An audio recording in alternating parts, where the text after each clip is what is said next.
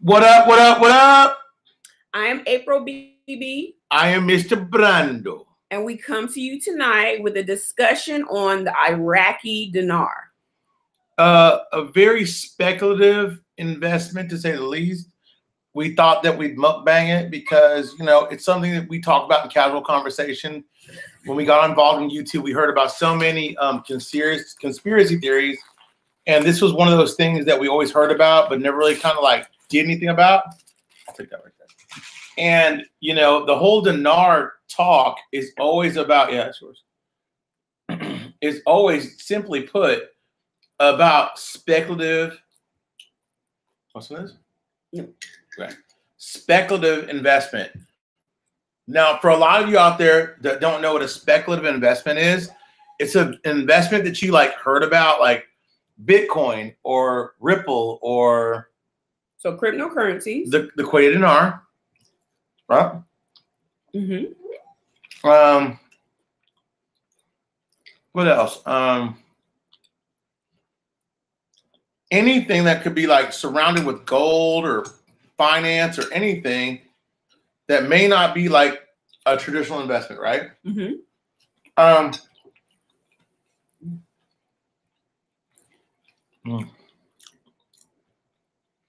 What are you looking for? A mukbang. Oh, that's why you mukbang.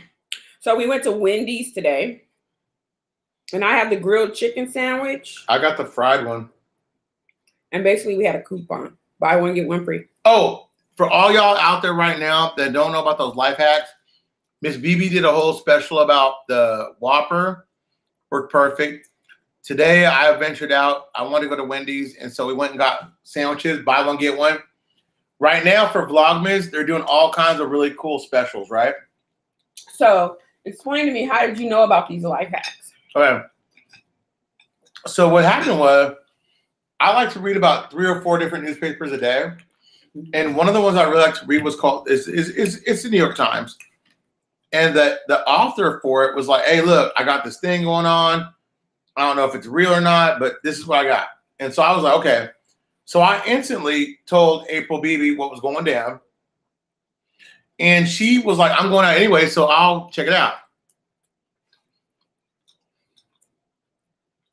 What happened? So, sorry. Mukbang. If you check out my channel, I did a video on the life hack he's referring to.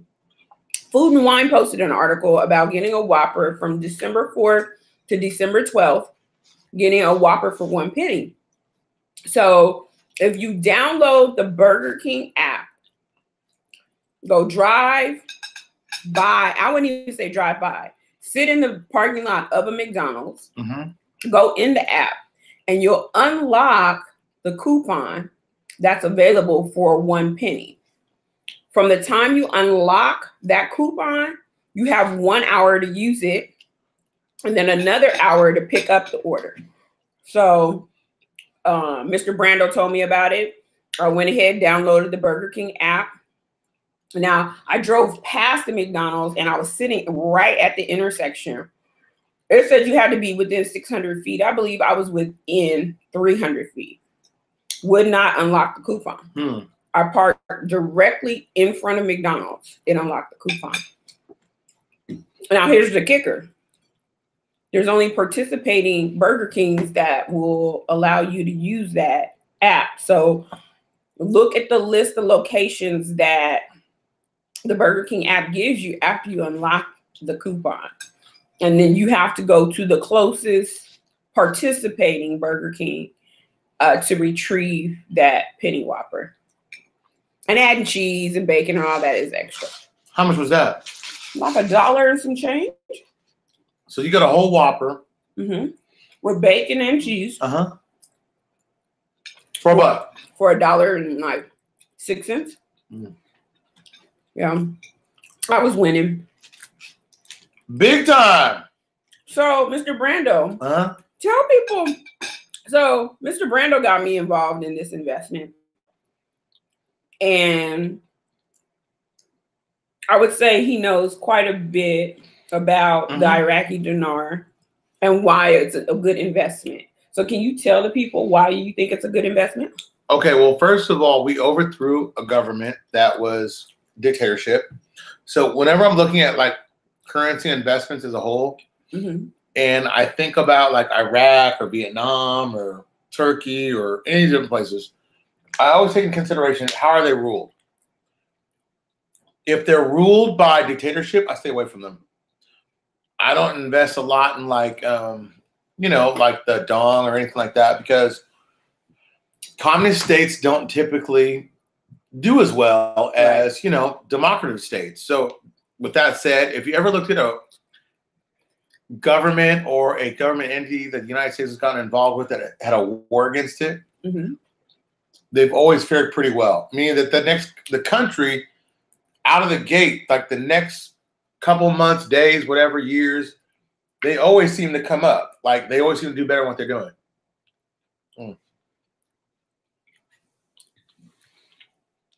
Iraq no differently. If you remember Bush, Operation Desert Storm. Papa Bush. The one just passed, God bless his soul. He signed Executive 303, which said that we were going to profit off of the Iraqi war. Basically, the war was going to pay for itself. Now, we as Americans know that anytime we go to war... Why do you say the war paid for itself? Can you explain? Well, what the war is going to... Like, somehow or another way, like, we were going to take their oil, we were going to do something. Something was going to allow us to, like, take their change. I mean, like... Did we do that? No. Okay. And that's what Trump looked at just a few days ago. What happened if you just invaded Iraq, seize their oil assets, and let them be what they are? Well, you can't do that. Like, that's out. You can't. That's bullying. Yeah, I mean, it's worse than bullying. It's like worse than being a dictator. Because now we're enforcing our will on other people. Go, Daisy. So, Papa Bush signs his executive order 13303, and now we're in the shit.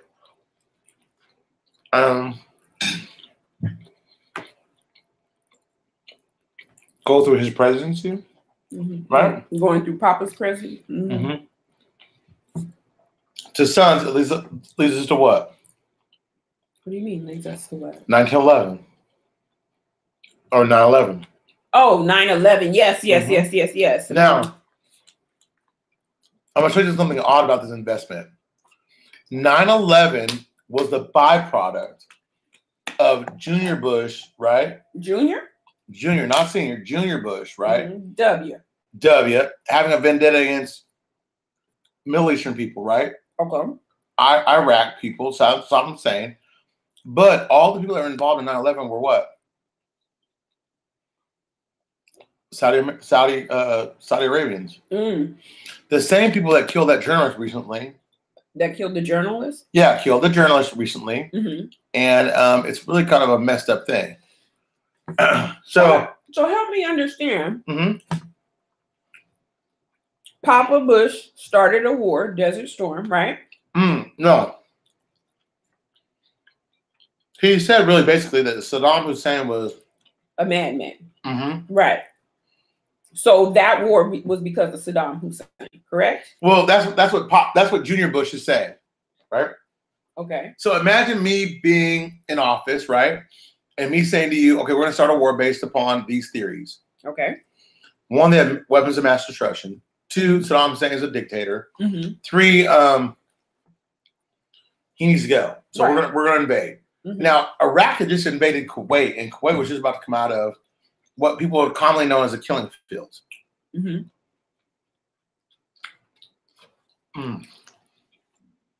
Now, Kuwait, never under sanction. Never under sanction. Kuwait was never under sanction. Does what with the currency? Didn't they revalue it or something? Yeah, at a nominal rate, right? And when was it revalued? Oh my God. Was it after the Desert Storm? Yes, way after. Mm-hmm. Years later, matter of fact, Kuwait said something like, we're not going to do this, and all of a sudden they did it.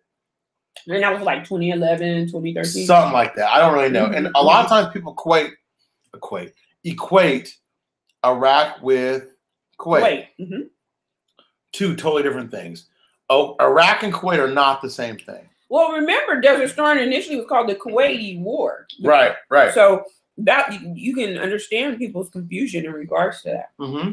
And before all of this, Iraq's dinar had Saddam Hussein on the money. Right. Because Saddam was a dictator that ran the country. Mm-hmm.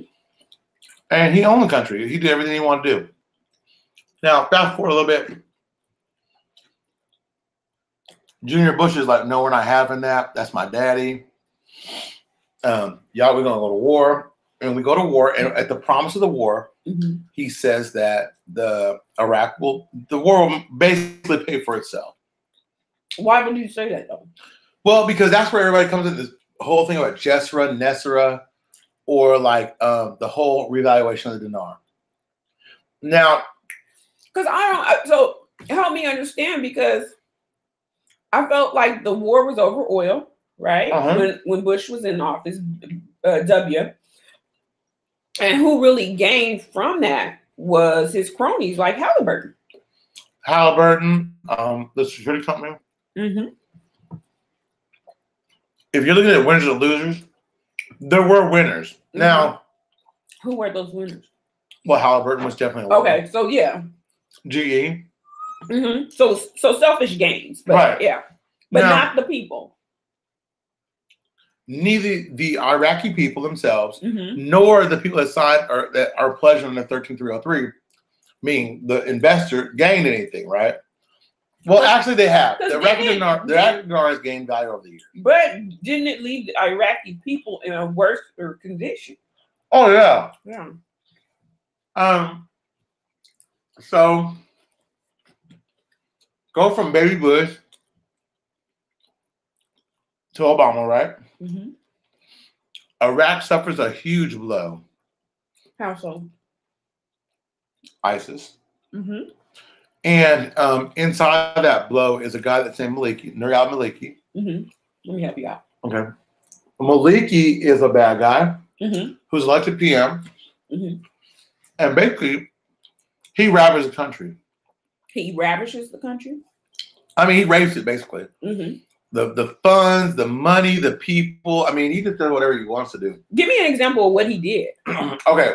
So the Iraqi dinar was about to revalue like in 2011 or maybe 2008 or 2009. I don't really know. Right? It's not irrelevant. A guy named Dr. Shabibi was in charge at that time. Mm-hmm. When Dr. Shabibi was about to revalue the currency, he was the central bank governor. Excuse me. Go ahead, let it out. It's a moving. Basically, Nouriel Maliki has him arrested, thrown in jail for trumped up charges. I mean, it's like being black in America, for real. He's going to jail forever. Mm-hmm. And somehow or another, he escapes. He goes like Switzerland or New York, some Celtic state. I don't know where he's at. Maliki. No, this is Shabibi. Shabibi, okay. And gets out of jail and runs. And he's like in like Amsterdam. I'm running too. Yeah. Me too. And Shabibi had a gang of dinars. Well, nobody really knows that. Everybody from Trump to Clinton to all these different people say they have dinars. I mean, if you want to just get live with it, I mean, there's a lot of speculative information about who has dinar and who doesn't have dinar. Well, a lot of people do, right? Well, I mean, what does the average investor have in Iraqi dinar? $250,000. Quarter. Or so really, we're looking at a lot of them have 25,000. 25,000. A lot of them 25,000 notes. Yeah. $25,000, or I mean 25,000 dinar, correct? Right. So currently, dinar is what, at about 8 cents? Less than 8 cents per dinar. Or maybe 0.8 of a cent. 0.8 of a cent. Okay. So And so you have all these people thinking that dinar is going to like revalue, get rich. Mm-hmm. And why? Well, you have Bush saying why? 1303, you have executive orders, you have this. But there's one thing that people don't fail to realize when they're looking at this is that the whole dinar is based upon what? The central bank government working with the IMF and the WF and trying to regain value for the people, right? Abadi said at one point, the former prime minister, give me the reforms or give me death. Now, he wasn't successful, right? Mm-hmm. Because he had to fight his fight with ISIS. Yeah, here comes ISIS. Right? And ISIS is in full effect. And so we get rid of Maliki, and Maliki's a super bad guy. Look, you live. I'm sorry. Well, definitely I'm live. I mean, I'm all the way live all the time. You always live. Now, I'm not as crunk as I usually am because I'm eating and we're chilling because this investment holds near and dear to my heart. And, you know, I think that people look at these investments like this and think, oh, these people are crazy, right? Mm-hmm. Not true at all. These people are very wise in their investment. They're very true their investment. They're actually very probably more sound in their investment than most people that I know that are in investments. Yeah, because most people don't they'll invest in stocks and they do no research for it. Yeah, like I mean, I'm guilty of that because there are so many in cryptocurrencies. I'm invested and I go based off of gut feeling what the project is, but I'm not reading the entire white paper. So, but Mr. Brando, he is always connected with the dinar and what's going on in Iraq. So that's what made me comfortable jumping in on the strength that you knew so much. And then he also has connections. Yeah, I have a friend. I have a definite friend. I have two friends, one in Miami, right? And I have a friend definitely I talk to every day that's in Iraq, that's a reporter, who's ear to the feet. I mean, he's in parliament every time there's a session. I won't reveal either of their names. I'm not going to do that anyway because they trust me. And you can believe me or not believe me, but I know what's going down. And I knew like a couple weeks ago that I knew today that they weren't going to vote on the parliament for the person because Fatwa, who's up for the ministry defense position, is not going to get elected as long as Sauder's in control and that's a Maliki guy. And we're getting all ahead of ourselves. But the main thing you got to know about this investment is that it's going to happen.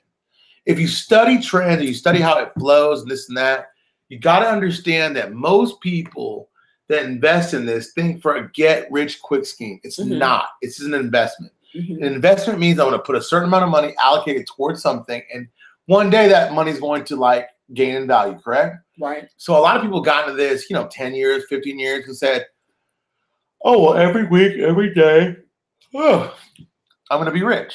Don't go to sleep on this. I'm not. No. I'm trying to stay like crunk about it. Like I'm trying to let you know. We have one viewer. Hey, viewer out there. What's up, viewer? I put it in our chat group just so you know. You did? Uh-huh. Oh, okay. Out there, whoever it is. Hey, y'all. And if you're thinking about investing in the Iraqi dinar, I am not a paid consultant or I'm not a financial consultant or expertise in this. I'm just telling you what my thoughts and beliefs are. So these are all your opinions. Correct. Do your research. Correct. YouTube's a bad investment. If I was to get on here and tell you to invest in YouTube, meaning spend hours and hours and hours compiling video or content for people, and allegedly, and one day that video will pay off in the form of a monetization. That's kind of like what we're talking about as far as the whole Iraqi dinar is. The dinar is a speculative thing, just like we are supposed to be monetized on one of our channels. I'm listening, but I kind of want to. We're not, but anyway. I want to really get at the heart of Iraqi dinar and why people should look into it because there's so many articles out there saying that if you go Google Iraqi dinar and should you invest. So what do you say? Like people that read that should be like, well, take heed to it. Like we should. Well, no, I want if you could give me. Oh, like a synopsis, why you should or shouldn't. So give me 3 key points as to why you should invest in. Okay.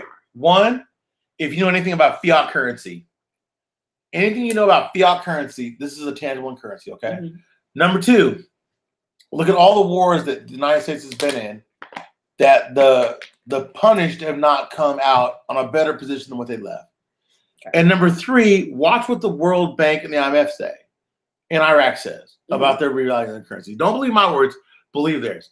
So, like, for me, I tell people all the time, what's boring is when I tell you, look, buy gold, buy this, buy that, because I know they're tangibles. Right. But sometimes, think about the .com bust of, like, savings and loan. Think of the .com bust of the .com bust. Think of Bitcoin. Those are all speculative investments that people got a hold of. And some people, the mortgage business, some people made millions and millions, right? Right. Hold on. Oh, I'm sorry. Go ahead. Are you here? I'm trying to get a viewer. I'm sorry. We have one viewer right now. They're all interested. Look. I know. Hey, viewer. Don't. Viewer, this is like a talk show. I wish I could call you in right now. I would call you straight in right now because I'd be like, look, if you're not invested in like cryptos or foreign currencies, I'd be like, why? If you have a portfolio about retirement or about how you're going to spend the rest of your life, why?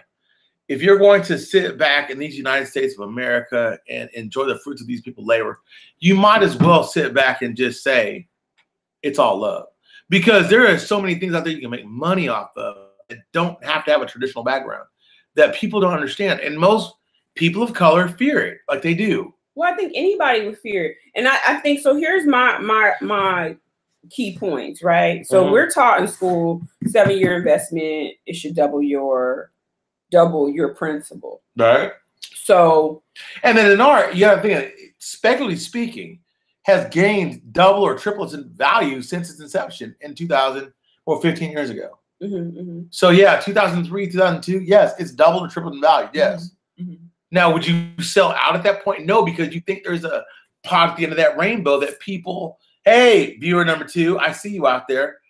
And shout out to my nephew Quincy. Hey, what up, Quincy? Hey, what up? Go ahead. What should he say? Darkman X, stand back. So silly. But no, I think, for as an investor, people want to do all their research, their homework, and they want something that pays off. And the way I look at the Iraqi dinar is, only put what you can afford to miss. Only put what you can afford to miss for a period of time. Like, let's say I would use the same, and maybe you feel differently. I use the same mindset of what I did for cryptos, what I did for even the lottery. Be like, okay, I'm sitting on an extra C note. Okay, I'll go get some dinar with that. And don't think about it. It's one of those investments you have to sock away. You can follow, the news. You can follow dinar updates, dinar perspectives. You can shout out like all these different gurus. But if you honestly want the best possible answers to those things, did I cut you off? You did. Go ahead. If you want the best possible answer. Well, no, go ahead. I'm sorry. No, but I want you to finish your thought. Well, no, the reason why I was saying that is because like you have to do your own research. Like you gotta treat like cryptocurrencies. Of course. Cryptocurrencies were so speculative. Bitcoin, who thought it would take the roller coaster ride that it did? I know. If you lost money on Bitcoin or you made money on Bitcoin, you were there for a part of history. You lived it. Like that's the way the dinar is going to be one day. People speak on it and be like, yo, it never happened or it happened. And I know plenty of people have lost their lives in these lifetimes, but a lot of people can understand that like one day, if they decide to reinstate their currency back to former glory at like $2.22, if you had $1 million, you're just up $2 million. Yeah. And see, Kuwait was the same way. So, my thing is, do your research on foreign currency, look over different things, look at the history of Kuwait, look at the history of Iraq. Bless ya. Thank you, Chad. But look at the history of Iraq. Look at the politics too, because politics play a portion. Yep. There is a gentleman, what is it called? Brightling Dinar. Yep, on YouTube. Check him out. And one of the things he says is look for a revaluation or a reinstatement of the currency when gas prices drop or oil prices drop, and they've been dropping lately. And I'm praying that they continue to drop because my pockets is happy and my gas tank is happy. But Houston runs on oil. Yes, Houston does run on oil. And for the first time in 75 years, the United States exported more oil than they imported. That has not happened in 75 years. 75. Under what administration? Right now, Trump administration. Well, the reason why I bring that up is because so many people think so illy of Trump, and I'm not a Trump fan at all. Oh, I was gonna get you a Magna hat. Because he said Trump, like, I'm like, whoa, what, under what administration? I'm about to get him a Magna hat. Call him Kanye. Kanye! DJ Khaled? DJ Khaled? DJ Khaled? Okay, anyway. But the reason why I say that is because the one thing I can say Trump got people involved in was, one, OPEC, and two, the United Nations and people paying their fair share. And I'm not a geophysical expert on that type of stuff, geopolitical expert, excuse me. Mm-hmm. But I can say that if he wanted oil prices to drop, and he tweets out that oil prices dropped, and the next day it tanks like 87%, this dude holds a big stick. So, okay, you know, I've been involved in this investment for over a year, right? And we keep hearing these close calls. I know I do because I'm in a chat group with Mr. Brando. I follow other several stuff. pages. Yeah, everything he's told me to follow, with the exception of 365, I follow. Now, we've had close calls. Oh, it should have RV'd or RI. RV is revalue, RI reinstated. It hasn't. And I think we're on uncharted territories right now. Mm-hmm. You know, we're seeing things in the Iraq government that we hadn't seen before. Ever. So I think almost right now, government, almost a whole, we're minus two people. So besides oil prices dropping, we're waiting for the rest of the cabinet to be seated. Correct? Two people, the ministry and the defense, supposedly the defense person or the interior person is the holdup, Fatwa, or whatever his name is, and he's a Maliki guy. And you can't blame a country who's just trying to get people out. You know what I'm saying? Like, yeah. It's like we say here in America, we're going to drain the swamp, we're going to do this, we're going to do that, but we'll never fully drain the swamp because there will forever be people out there that are no good, right? Like there'll be forever politicians, people out there that have something to gain off of the backs of Americans at work that you may, you know what I'm saying? Right. Have a chance, you know what I'm saying, to really prosper. And so this is one way. And I mean, I've heard all the theories about, you know, Trump said we're going to make all these currencies on an even playing field and, you know, blah, blah, blah, Clement's prophecies and blah, blah, blah. And I'm not here to prophesize or to claim religion for any of these things. If you look at it from a very black and white investment, if you look at it from a very speculative investment, because we got 3 viewers. Hey now. Hey 3 viewers, what's up?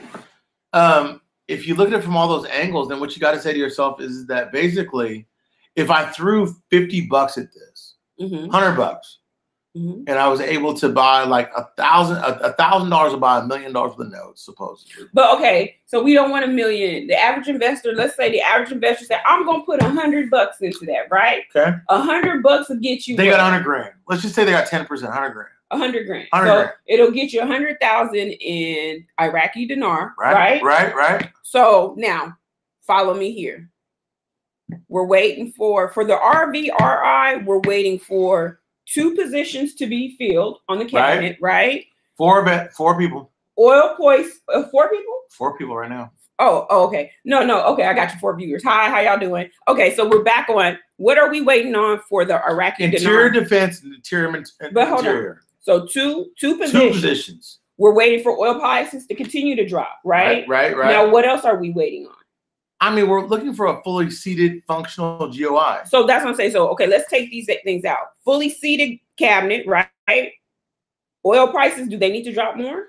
I mean, I wouldn't think so. I mean, they're already low. They're low. I mean, we saw gas for $1 what? $1.85 today was the lowest we saw. Okay. I'm loving it. So what can we get $1.50? Well, can we get $1? What? 78. We're not that far then. But what I'm saying is, I don't know how far. Okay, listen to this. So you hold this currency as worthless. If you reevaluate, you can pay off your national deficit and you can pay off all that you owe and everything. If you don't, you stand to go bankrupt.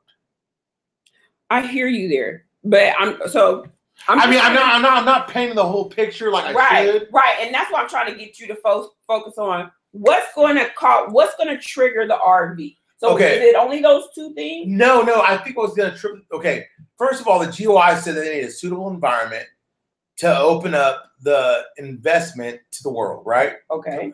Number two, they have to initiate the project with 3 zeros. Number three, they have to accept Article 8 and move from Article 14. Now, what is Article 8? Okay, Article 8 means that as a currency, they're on the international stage. Okay. They accept what's going on in the world, and they're going to be transparent. So that means all sanctions lifted. All sanctions lifted, and they're open about their currency, how it's used, how they do it.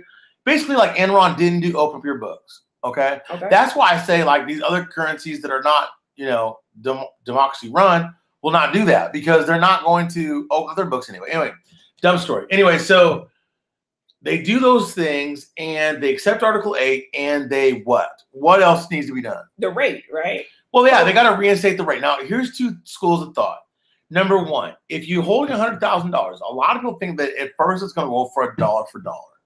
Okay. Dollar for dollar means that for every dollar you put in, you're $1 out of it, right? So you put 100 grand, you're 100 grand back, less your fees, right? Now, most speculative people out there believe that if you put in $1, you get 2, 3, 4, 5. I've heard as high as $16 back. Hi, Quincy. Okay, I'm sorry. Where were you at? He said he's listening. What up, Quint? Buy you some dinar. Iraqi dinar. Now, 3. So you're looking at, okay. So now you're looking at this like we're looking at it. Like, so you put in $1, you get 3 back or 4 back. So if they drop 3 zeros, this is where a lot of the people don't understand the difference between a lock and a reinstatement of your currency is. If you reinstate your currency, you have to reinstate it back to what it was when it was viable and in circulation before. So when it was in circulation before, what was the current? $3.22. $3.22 was the exchange rate. So $3.22, 1 dinar equal $3.22. Yes. So if they reinstate, and if you're sitting on, I'm gonna give you an example. I'm an investor, and this is all speculation, allegedly. Okay, but we're running these numbers. All right. I'm gonna take $100. I'm gonna buy 100,000 dinar. Right. We wait. A reinstatement, not a revalue, a reinstatement occurs at $3.22. Correct. So that means for every dinar you hold, you have $3.22. So because you have 100,000 of the dinar, you have 322,000 USD. Is that correct? Correct. That's what they're saying. So that's if a reinstatement of the currency happened. But if it does not happen, we have to wait for them to issue a rate, which would be a revalued amount. Now, speculative people will talk anywhere from dropping the 3 zeros off the exchange rate or dropping the 3 zeros off the program rate. Good answer. So, look, we lost you. It's crazy. Because we're very technical. Yeah, because we're explaining this really. So now, if you drop 3 zeros off the exchange rate, like 86 cents, if you drop it off the whole exchange street rate, you're $1.20. That's a 40% swing. A lot of people don't realize that when you're talking, hey, it's $1.20 or 86, that's a lot of money if you're talking about parts per million. Now, most dinarians are not holding parts per million, but they're holding parts per 100,000. So the difference of 40 points is like saying if you hold 100,000, $40,000, right? So you're up $1 million, you're up $1,040,000. You're down $1 million, you're down like what, 40. So that's a lot of bread at one time to just win or lose. That's stock money. So a lot of people don't understand the difference between a lock, a reinstatement, or a revalue, or a dropping of 3 zeros. Oh, dropping in 3 zeros. Okay. It's very, very odd the way they verb things. And out of Iraq, they don't really talk about it like that degree. But if you're thinking about dropping zeros, you're thinking about revaluing, or you're thinking about reinstating. Reinstatement's the best possible situation for any of us. Heck yeah. Can you come on with it? Now, revaluation second, right? Agreed. I take either or. I prefer RI over RV, but hey, beggars can't be choosy. I'll take both. So RI, RV, or just a simple statement of the currency, period. Because you got to think. If it's a simple statement of the currency, then we reinstatement. Oh, okay. Not reinstatement means that, look, I got forget everything else. We're just international now. Our money's accepted at Chase Houston or Chase. So it takes it back to the 322. It takes it back to something, but nobody knows what, because the market has to drive it to what it's going to be. Well, that's what people don't understand. It's going to be either a dirty float or a managed float. A dirty float means it just goes and runs out of control and people just do whatever they want to do. A managed float means that the CBI is holding a value in their mind. And they say to themselves, look, we want this value to hit $3.20. Want to go higher to $3.50, $3.75. Whatever they're thinking that they want to be at, that's called a managed float. I think a dirty float's more applicable, because if you have a dirty float, then you say to yourself, basically, this is worth $1. But if I can charge $4 for it, I'll charge it and people will pay it. Same thing with a dirty float. It could go as high as you want it to be, as long as you want it to be. What do you say? He said, hey, uncle and auntie. Hey. Now, what people don't realize about the dinar is that if you are sitting on, let's say, $1 million, okay? Let's say it reinstates, you're up $3,220,000. It revalues 86 cents times that, so you're up $860,000. Or just a simple reinstatement, you're up $1,200,000, or you're up whatever. Now, what are you gonna do as investors? Do you believe in the whole Nesra Jessera? The dong's gonna go and the turkey this and this. Well, that's the whole global reset theory, right? Yeah, is that true? I mean, do you believe that? I don't know what I say it's bullshit. But I have heard talks and conversations with you included where it's not going to happen all at once, but Iraq will trigger other currencies to revalue. Okay. There's two speculative currencies that we hold, that I think could follow the same truth. One would be the dong, the Vietnamese dong, if they ever get their shit together, which is not looking good. Number two is Zimbabwe, and God knows they ain't got their shit together. But if you're looking at it from a speculative investment point of view, and Iraq does revalue, just to farm our glory at 320 cents, we look smart, very smart. And that's smart. You go buy your mama a house. DJ Khaled? Daddy a house. DJ Khaled? Come back and ask for more. But I'm going to tell y'all this.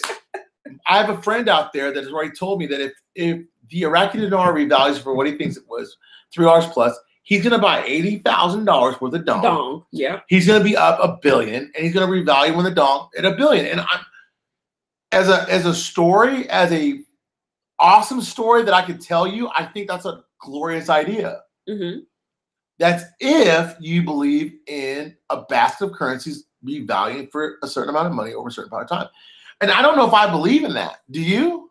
I don't know what to believe, but I do feel that, Zimbabwe don't have their stuff together yet to RV or RI. I don't think they do.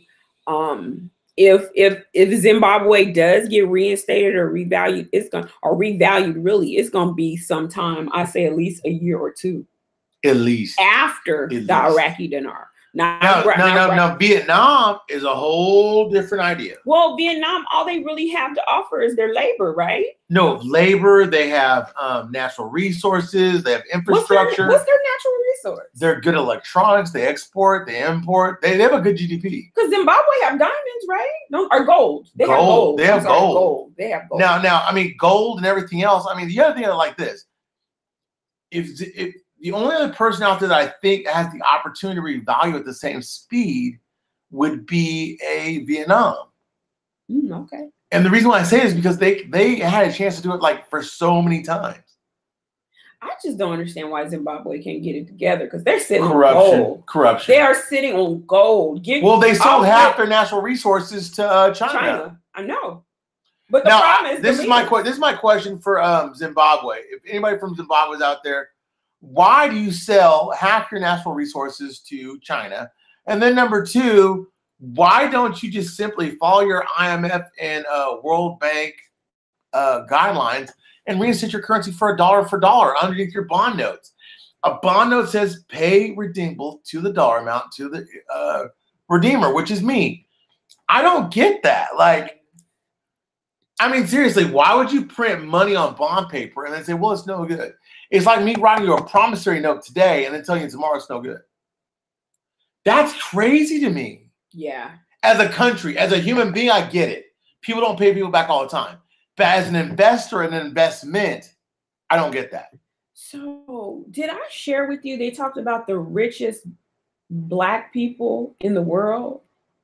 And no. Most of them were out of South Africa or something? Yeah, I think it was Zimbabwe.